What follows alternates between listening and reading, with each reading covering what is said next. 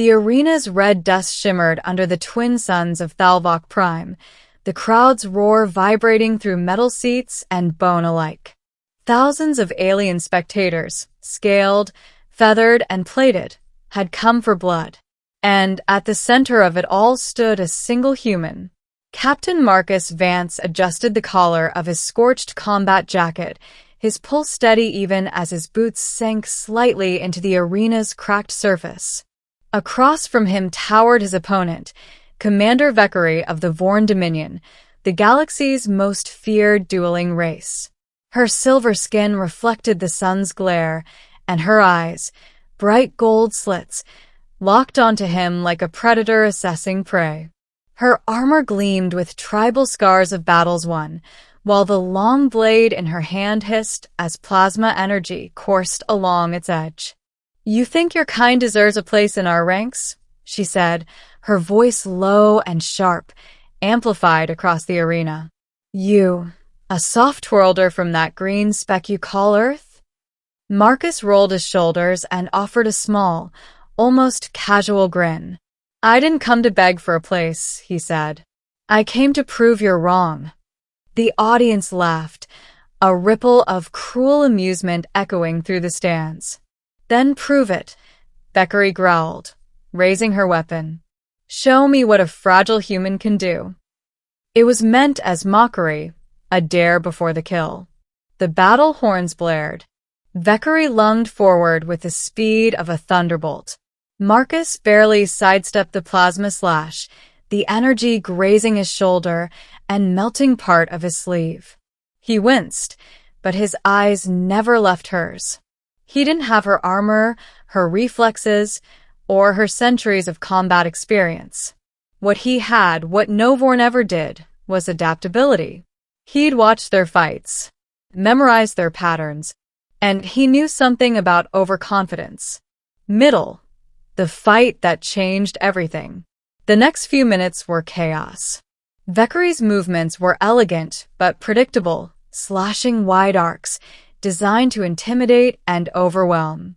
Marcus ducked, rolled, and weaved between her strikes, grabbing chunks of arena dust and flinging them at her eyes when the chance came. The audience jeered. "He's stalling. He's afraid." But Marcus wasn't running. He was learning. Each dodge, each strike, each breath built a mental map of her fighting rhythm. The Vorn fought in 3-count sequences: offense, shift, strike. Every warrior Marcus had seen did it. Predictable. The next time her plasma blade swung, he stepped into it instead of away. The edge grazed his ribs, searing flesh, but it brought him inside her guard. He drove his metal fist straight into the side of her helmet. The shockwave cracked the plating. The crowd gasped. Vekari stumbled back, her expression shifting from disdain to fury. "You dare." Marcus didn't wait. He pressed forward, feinting left, then low, then swung his knee into her abdomen with enough force to dent her armor. Pain radiated through his leg, but the impact drove her to the ground. The alien audience fell silent. No one had ever dropped a Vorn commander. Vekari snarled, pushing herself up, her breath ragged. "You think you've won, human?" "No," Marcus said simply, tightening his stance. "I think you've underestimated me." She lunged again, faster now, every strike angrier than the last. Sparks flew as her plasma blade clashed against the crude alloy of Marcus's combat knife. She was faster, stronger, but rage made her sloppy. Marcus ducked a final swing, slid under her guard, and slammed his fist, augmented with cybernetic reinforcement, straight into the power cell on her chest plate. The plasma blade flickered out. Her armor dimmed, and then she fell. The crowd exploded in disbelief, shouts, hisses, even gasps of reverence. Marcus stood over her, chest heaving, blood dripping down his arm. "You told me to prove myself," he said quietly. "Did I?" Vekari's gold eyes flickered open, dazed but focused.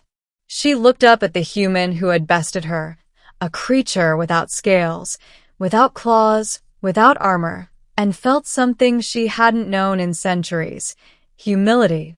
The aftermath: respect earned. Later, in the medical bay, Marcus sat on the edge of a diagnostic table while a medic droid sealed his burns. Across the room, Vekari lay on another table, silent. When she finally spoke, her voice had lost its venom. "You fight like a mad creature. No pattern. No honor." Marcus smirked faintly. "Maybe.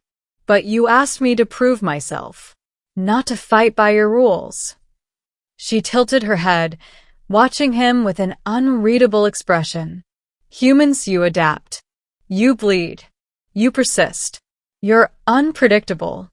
He chuckled. "That's what keeps us alive." She stood, slower this time, and approached him. The scent of burnt metal clung to her armor.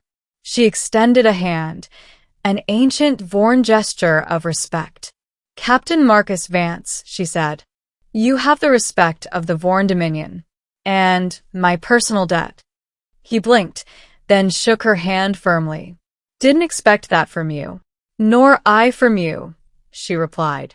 Then, after a pause, "When I dared you to prove yourself, I expected arrogance. Instead, I found courage." For a moment, the air between them held an unspoken connection, a bridge between predator and prey, soldier and soldier. Middle continues, the real test. But the arena fight was only the beginning. Word of the duel spread through the Dominion like wildfire.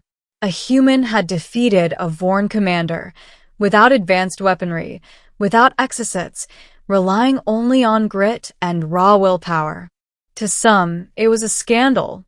To others, it was a revelation. Marcus found himself summoned to the Vorn High Council weeks later. The chamber's walls were carved with centuries of battle victories, each symbol marking a race the Vorn had conquered or subjugated. "You've proven yourself in combat," said the High Chancellor, his deep voice echoing through the hall. "But one victory does not make you equal to us." Marcus bowed slightly. "Didn't say it did. Just that maybe we've got something worth respecting." Vekari, standing beside the Chancellor, spoke up. "He does. I have fought countless species. None fought like him. He does not follow instinct or code, he learns." The Chancellor's eyes narrowed. Learning is not enough. The true measure of strength is sacrifice. And so, another challenge was set. A warship stranded near the sun of Kelroth. Reactor breach imminent. Hundreds aboard. "Prove again your worth," said the Chancellor. "Save them." Marcus looked at Vekari. She gave a silent nod. Within hours, the human and the Vorn commander were aboard a dropship racing toward the failing vessel. The temperature inside rose rapidly as radiation spiked. The Vorn soldiers hesitated to enter. Their armor couldn't withstand the heat for long. Marcus grabbed a repair suit, thin, fragile, not made for this. "Stay here," he told them. "I'll go." "Human, you'll burn alive," Vekari warned. He looked at her, half smiling. "You said sacrifice is strength, right?" And before she could stop him, he stepped into the inferno, ending the fire and the future. Inside the reactor core, molten conduits dripped plasma like tears of a dying sun.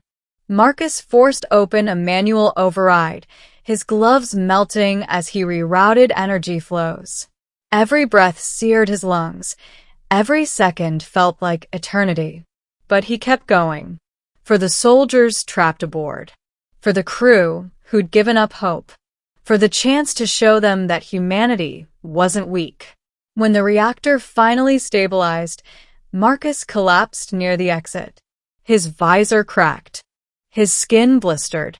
Vekari burst in seconds later, dragging him out with her enhanced strength. The two of them crashed onto the cold deck of the dropship. "Foolish human," she growled softly, but her voice shook. "You could have died." He coughed, managing a weak grin. Yeah, but you can't say I didn't prove myself. She looked at him for a long time, her expression unreadable. Then, for the first time in her people's recorded history, a Vorn commander bowed her head to a human. You have more than proven yourself, she whispered. You have changed us. Epilogue. Months later, the Vorn Dominion and Earth signed the Accord of Equals, a treaty born from that duel, from that one moment when a human stood his ground against a species of warriors. Vekari attended the signing in full ceremonial armor. When Marcus arrived, healed but still bearing the scars of fire, she nodded once. Still think humans are fragile, he teased. Her lips curved into something that might have been a smile. Fragile things don't burn brighter than suns. And in that moment, for the first time in history, two warriors from different worlds shared not a rivalry, but respect.